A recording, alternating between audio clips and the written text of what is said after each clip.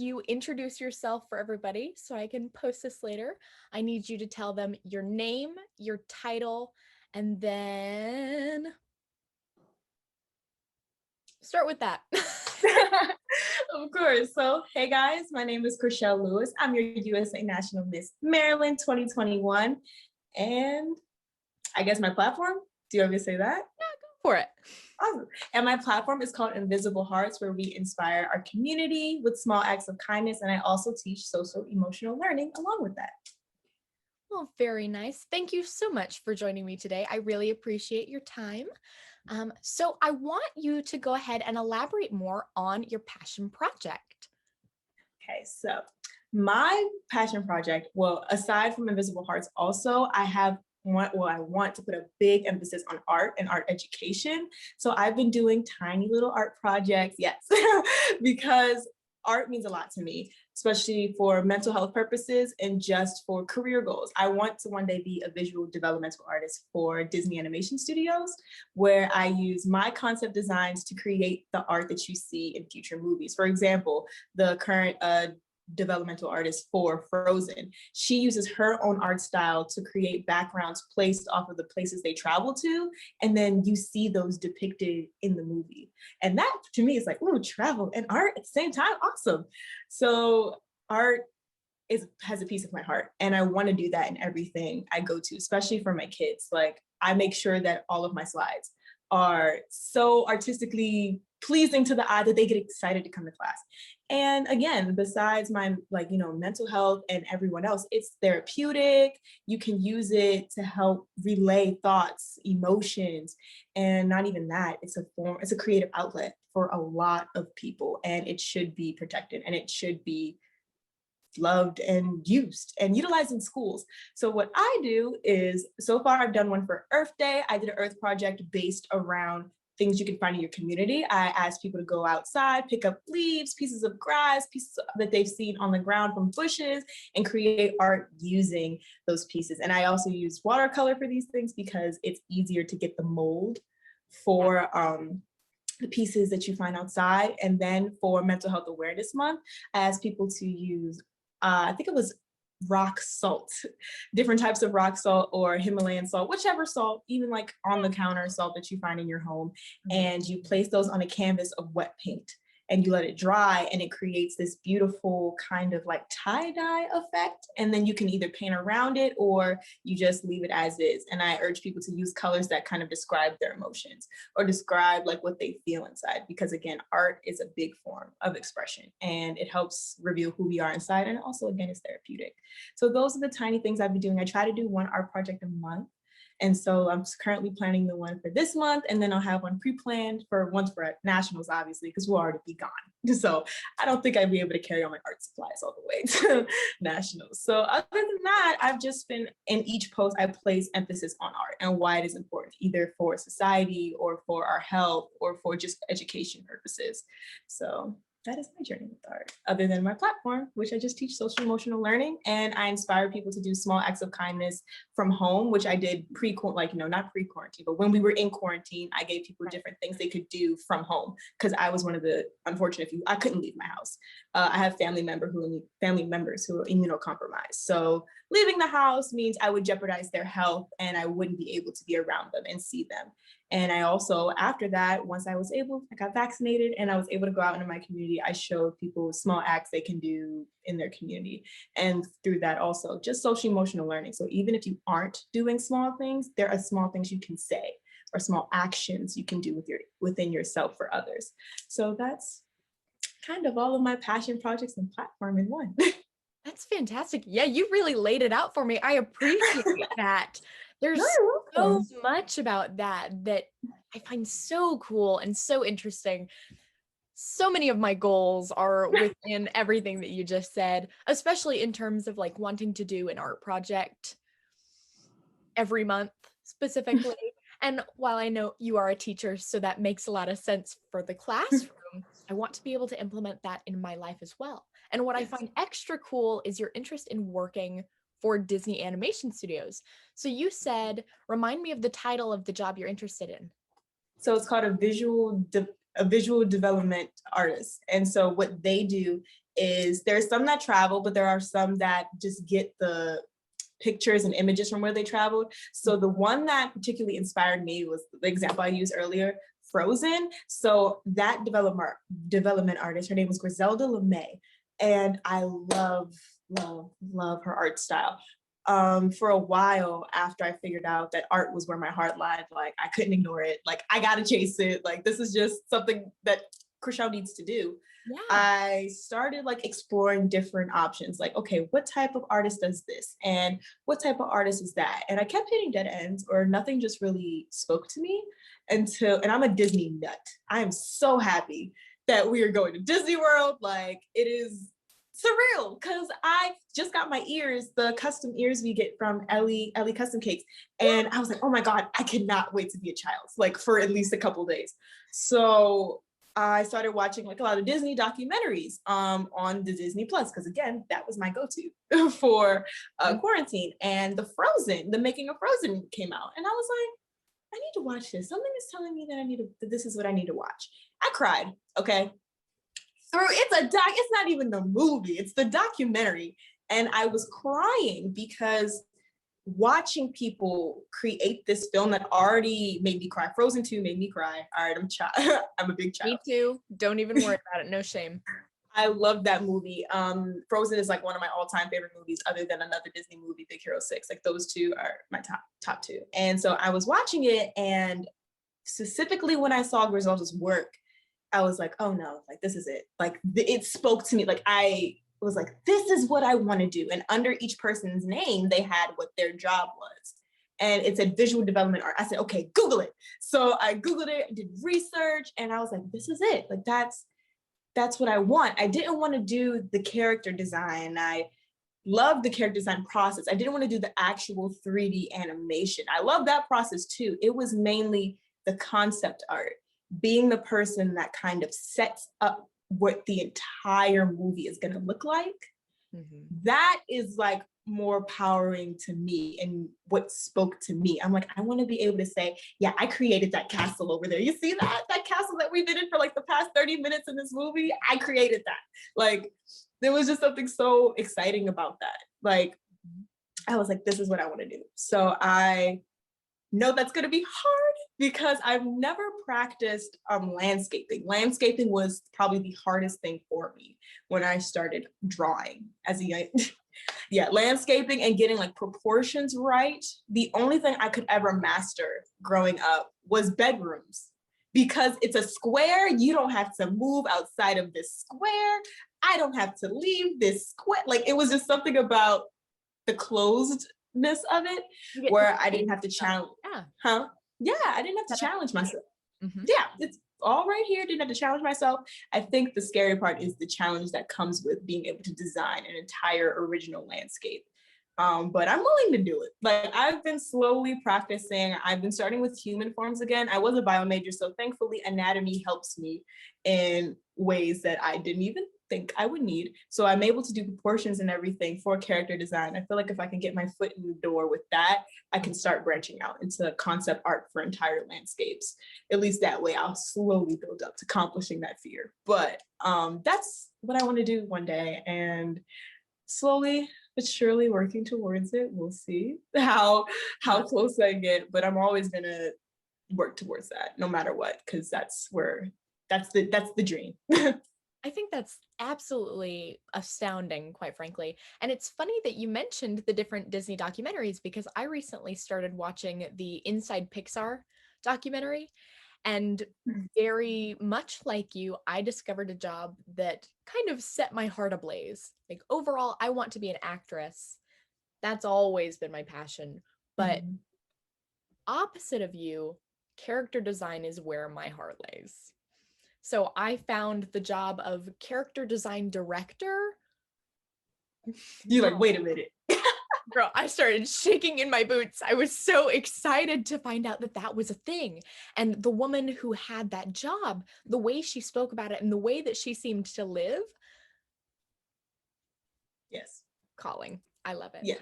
But it was really like a fire. Like you said, like it was just like, oh, this is it. But for me, it was like a single tear. I was like, I found it. It's here. And it's a very powerful feeling. Like being able to see it, because that's how I felt with art when I first started doing it. Like, this is it for me. Like, I want this. Like, this is it. Like, getting, like, thinking about it again just like makes me like cry a little bit inside, because it's like, it's a good feeling. And I love character design so much. I just always feel like, for me, I hit the same wall. All my characters end up looking or like kind of acting or kind of not acting, but they all end up resembling the same things. I have my preferences of hair colors. I have my preferences of eye colors. I've slowly been my current struggle is body types, trying to change height differences and body shapes. So that's my current feature thing I've been working on, and just trying not to make all my characters act the exact same or look the exact same, because I have that problem, because I'm like, I like this, but there needs to be diversity here. So I applaud you. You got it. And I applaud you for picking out one specific thing to work on. Maybe I should do that. Thank you for giving me that, little seed. So I'm going to round back to this here in a moment, but I want to talk more about your Invisible Hearts project. What kind of made you want to begin that, and how long have you been doing that for? So again, Disney. So it seems like everything I do is rooted in Disney. It's fine. It's a part of my personality. Yeah. So I knew that was what I wanted to do. So Invisible Hearts' main premise is it has like 3 main components, basically uplifting each other despite our differences, realizing that our words have weight, and making sure we place the emphasis on kind gestures, be that something that's an action or like a physical like gesture, like something you go out of your way to do that isn't like a let me give you a hug to make you feel better situation. And I knew that that's something I want to do, because I've always been raised to be kind to others, regardless of our walks of life, regardless of where we all come from. Because being a woman who's gone through so much, I've like, from my story of where I began, from where am here today, I'm like, there's no way I would have been able to be here if it wasn't for my own will to want to do better, and it wanted to do better for others. Mm-hmm. And because that kindness was shown to me. So I said, I gotta give it back to the universe. So I was struggling to find a name. Disney gave me the name. I was watching, it was Christmas, and I was watching Klaus, the Christmas movie, and the song that was playing was called Invisible. And she was like, you can't touch it, see it, or feel it, but you believe it. And the best things in life are invisible. And I was like, that's kind of like a kind act. Like, you can't touch kindness. Like, you can't see it. You can just feel it. And sometimes you hope it's there, and you hope someone's doing it despite, like, you doing it. You doing a kind act. You just hope someone pushes back out to the universe. So that's where it kind of came from. Invisible, the name of the song, and then heart, because you feel it in your heart. And then from there, I started with quarantine. This has probably been a work in my platform has changed so much over the years, but like the names have changed and the things I've done have changed, but they all kind of rooted in the same thing. Like, my very first platform was called like Unorthodox, a pageant queen, because I was highlighting different women in my community who were different, and celebrating those differences, and like hopefully their story reaches out to someone else's story and they can see that they're a little bit less alone. And so that was my very first platform that came about, like 2014, 2015. And so that's what it started as. And I branched off from there, and it was called Living with Purpose after that, where not only did we highlight women in our community, but I gave different like mantras and different sayings that you can use to go on in your week and kind of ignite fire in people. And then from there, I kind of was like, scratch it, we're back at the board, start all over again.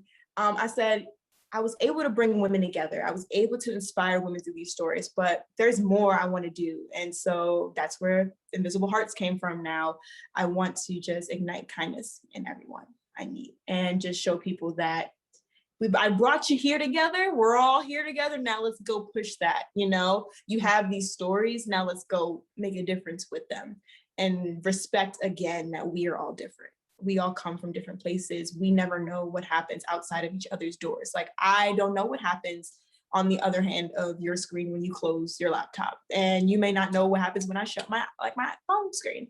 Yeah. And that's just something that I've always wanted to keep up. Why is this move? Sorry. Something came up on my screen. That's just something I wanted to highlight, that I want to keep it kind wherever I go. So that's kind of where it came from. So the beginning of quarantine, we started with just passion projects you can do in your home, like sending letters to the elderly. I did some stuff with Ronald McDonald House early on where I made packages. I think I made like 30 something gift packages, and then I dropped them off. Because of quarantine, you're not allowed to come in the building. So it was kind of good for people who didn't want contact. You just left the box, they dragged the box in, they pushed the box back out. And then no, literally it was the weirdest little exchange. She's like, you have to stay right here. I'll take your box. I'm like, here you go. What else? I've made bookmarks for Bless a Book, which is I think the National NAM Miss, where she's giving books away to children who like need it or who just need access to more good books. And so I made bookmarks with helpful sayings on them. Keep reading, keep pushing, keep going. Just tiny things you can do from home to spread that kindness. I've donated to Feed the Children, and I've worked with Happy Helpers for the Homeless for years, giving food during their drives, just tiny things that can make someone's day in the simplest way, and making sure that someone has a jacket on, or someone has a meal, or someone feels loved I've written. So, and also I've done read-alongs for Reading with Royalty. I did those so much that I feel like I've exhausted every book in my library. So just that's what it started as. And then from there, I realized I wanted to do more. So I started doing social emotional learning. I do that with my kids. We talk a lot about our emotions, how they make us feel, given these lessons outside in the heat. So, I remember them vividly because they like to have class outdoors sometimes. And we talk about the weight of our actions, how to realize something is an accident than being done on purpose. And using those with my kids, I was like, I have to use this to like educate others. So that's where TikTok came in. So I'm a TikTok teacher now. And I put my lessons on TikTok. Well, not my actual lessons to my kids. I give kind of like a mini crash course in what I give to my kids, just more dialed up for like an older audience. So obviously everyone can be able to read it and understand it, because I'm talking to first graders all day. I got to be like, that wasn't nice now. What? Like I have to change my dictation for them. So I've been doing that, and that's been really fun because it also tests my creativity and it brings it back to my emphasis on art, making things visually appealing, making things fun. And again, art is everywhere. Like literally an artist designed how this layout on Zoom was, or designed everything marketing for Zoom. And that's another thing. Yes, art is everywhere. So I played that language. We need it in schools, and we need it in society, and we need, not even besides acknowledging the need for it, acknowledging it as what it is, because artists made everything. Architecture is a form of art. Internet design, someone went in there and said, these codes have to be in this manner. That is art to me. Like, I feel like it is literally everywhere. So again, I'm still able to sprinkle a little bit of my art education into my TikToks and into my media on my page when I talk about my posts, when I talk about the things I do for my community, or when I talk about things with the other pageant queens, or just things for my life, like sprinkling a little bit of kindness, just like a little fairy, just going all over the place. But yeah, this platform has been a work in progress for years. It's changed its name, it's changed its look, but it's always been rooted in the same thing, being kind to one another and recognizing we're all different and uniquely different, and that's okay. So wonderful. That was a ramble, but I'm so sorry. No, it's good. I got all the information I wanted. It's solid. And now I'm going to round back to what you said about art being everywhere. Now, I don't know if you know this, but my passion project per se, or my platform for other systems, is arts advocacy. I have a page called Arts Matter to Us, and it's because the arts kind of stemmed through my entire life. And obviously, as I already said, it's what I want to do with my life.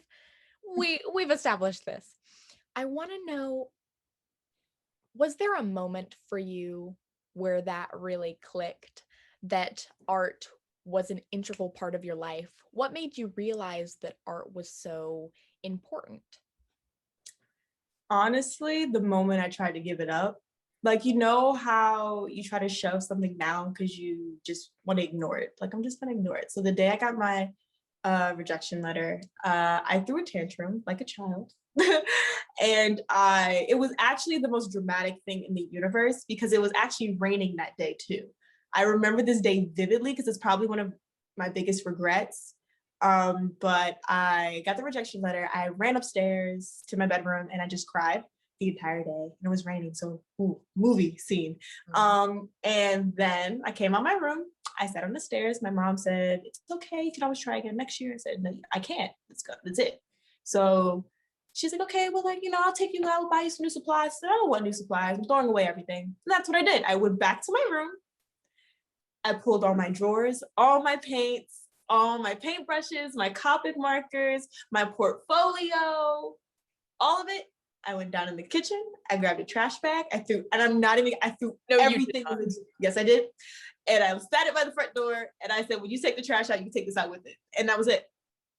The only thing I kept was that I actually still had to this day. I just recently got rid of it because I transferred back to like small sketchbooks. It was my big canvas sketchbook and I kept that to this day. But that was the only thing I had kept from then. And I kept my pencil case with like my favorite like pencils and charcoals and erasers and everything. I only kept those two things because I said, if I regret this later, at least I have my essentials. But yeah, I threw everything out. I wanted nothing to do with art ever again. I was that crushed and I let it go because at the time I wanted to be a fashion designer. So I also had sketchbooks with like designs of clothing in them and everything, and I threw those out as well. But I realized that it was never leaving me when I went to high school and I still gravitated toward art class. But then I saw I was gravitating and I cut off the connection again.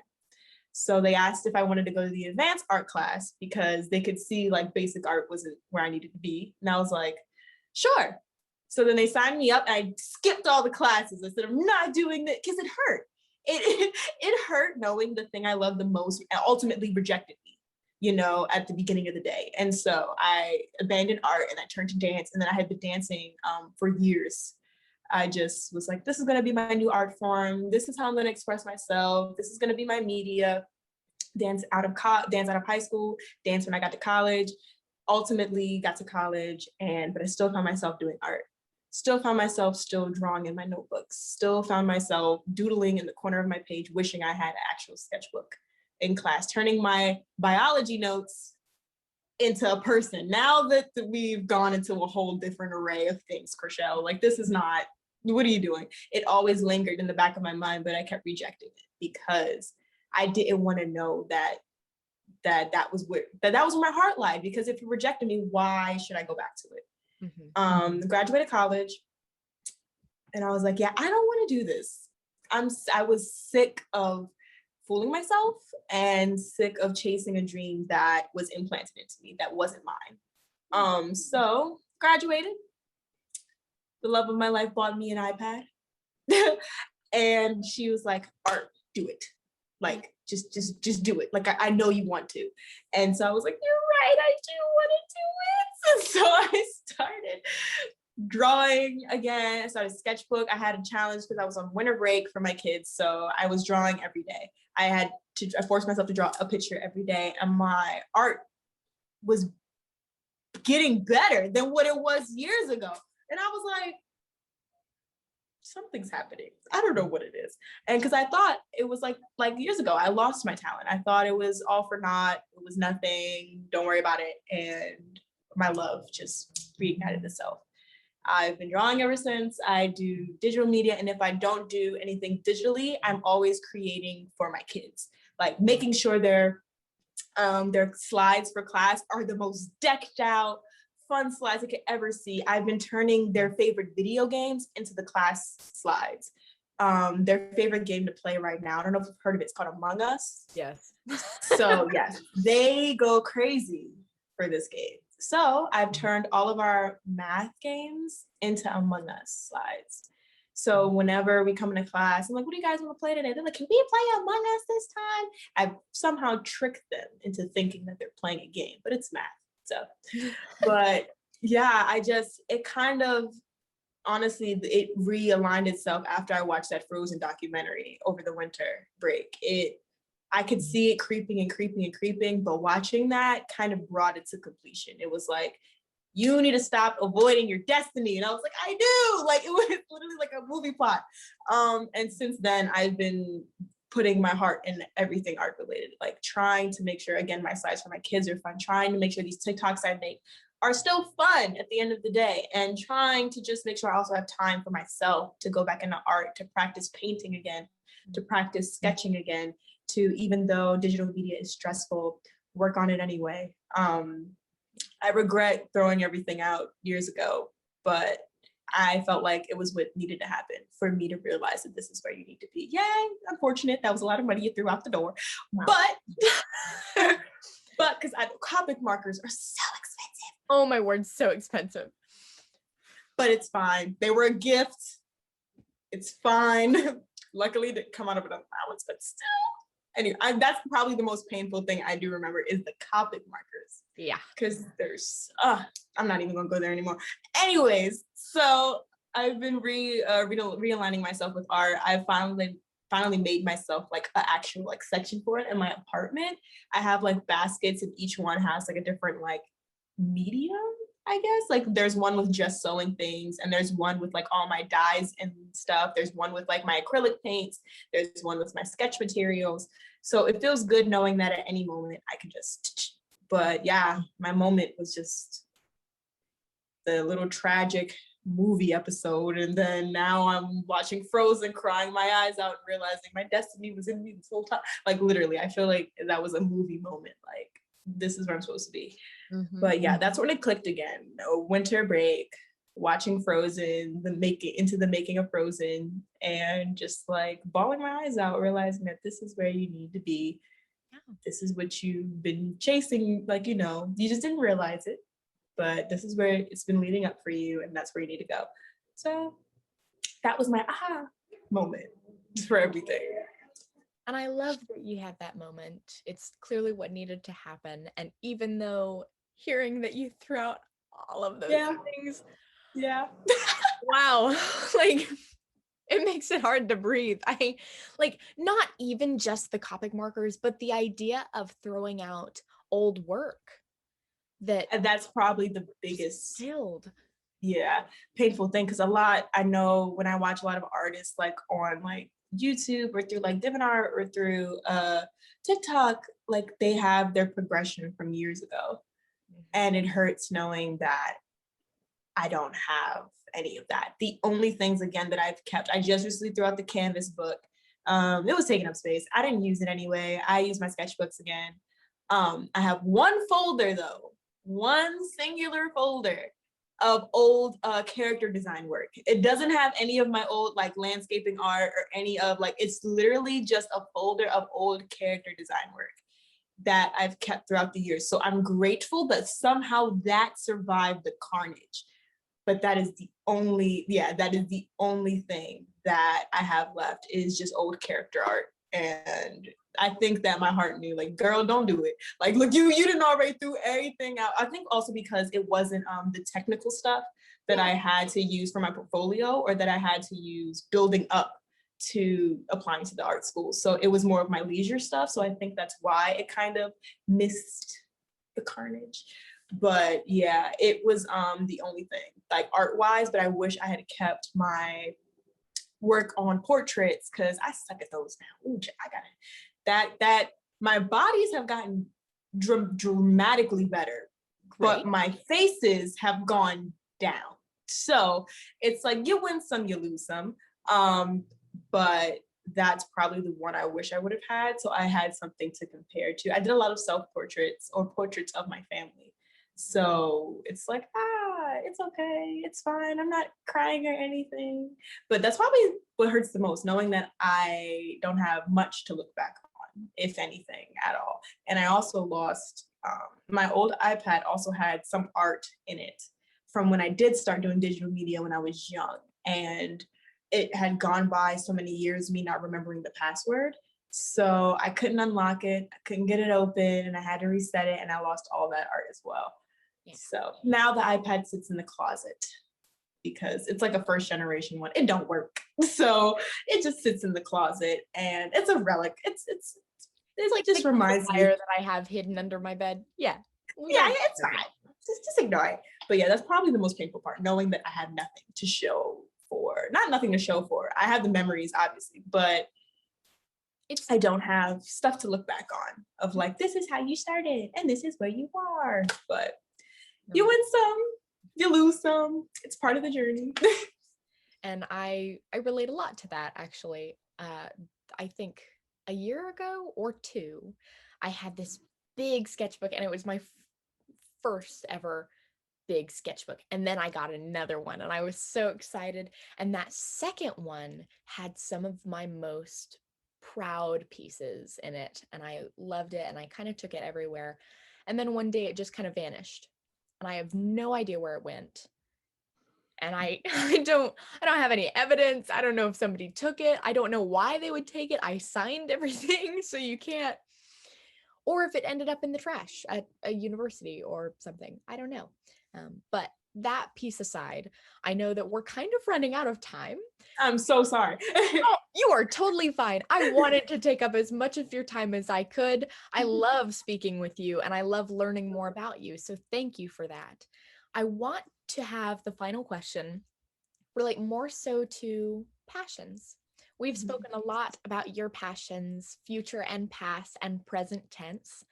I want to know, do you have any advice for someone seeking opportunities in their community and what they might be passionate about? Honestly, anything that sets your heart on fire, I say just go for it. I, again, regret letting my fire die out. I'm grateful for the fact that it was still in me. It just needed something to spark it back up. Mm-hmm. But there is never a chance where you can't do anything you put your mind to. Like, everything starts from somewhere, and I'm a perfectionist at heart. So saying that is really tough because when I start out, I need to start at the top of my game. Like, I have to be perfect on the first go or it's nothing. But I've had to realize that every good thing comes from growth, comes from starting at one place and getting to a higher place. Because if you start high, there's nowhere to go from there. There's no progression. There's no being able to look back and be proud on what you've done. But if there is something you have that sets your soul on fire, just do it. Like, do not waste time. Do not sit and think about what could have been, or what if I don't do well, or what if no one's receptive. We've all started from somewhere. We've all come from the mud and rose up. Mm-hmm. And I've seen that like through pictures of me when I first started doing pageants, and pictures of, in my memories at least, of my first artwork. Yeah. And I started somewhere, and I hate starting at the bottom because I'm like, I just want to be great already. And it's like, that's not how the universe works. Everything is learned. Every talent is learned. Everything is obtained through knowledge, especially speaking. We did not know how to speak when we were babies. Do you just think you came out the womb talking in full-fledged English? No. That would be that would be very odd. That's super odd. That would be very odd. I don't think I would want my fetus talking to me immediately. Like still attached and everything. Yes, like stop. Stop. But yeah, no, just do it and don't be afraid of the progression and don't be afraid of time, because we regret that we don't have enough time to do things. But I feel like that's what makes it beautiful, because you did what you could. You did what you could with the time that you did have. Yeah. And there's never also not enough time, because at the end of the day, you've done something that not only made you happy, but that has potentially made someone else happy, or set someone else's heart ablaze, or made someone else feel happy. Especially with our like Crown Cares presentations, I've realized, one, that kids are fast with their fingers. So the minute you tell them they have TikTok, they've already found you, followed you, and liked all your pictures. And I'm like, oh my God, okay, that's fun. But you're able to inspire. Like, that's the whole thing about not only being a title holder, but a human, being able to uplift and inspire people, and just this natural progression of just love and happiness and kindness and compassion. So if you have something, again, just do it. Just do it. Head first, go for it. Plan. Everything great works with a plan, obviously. But don't delay Don't delay because of fear.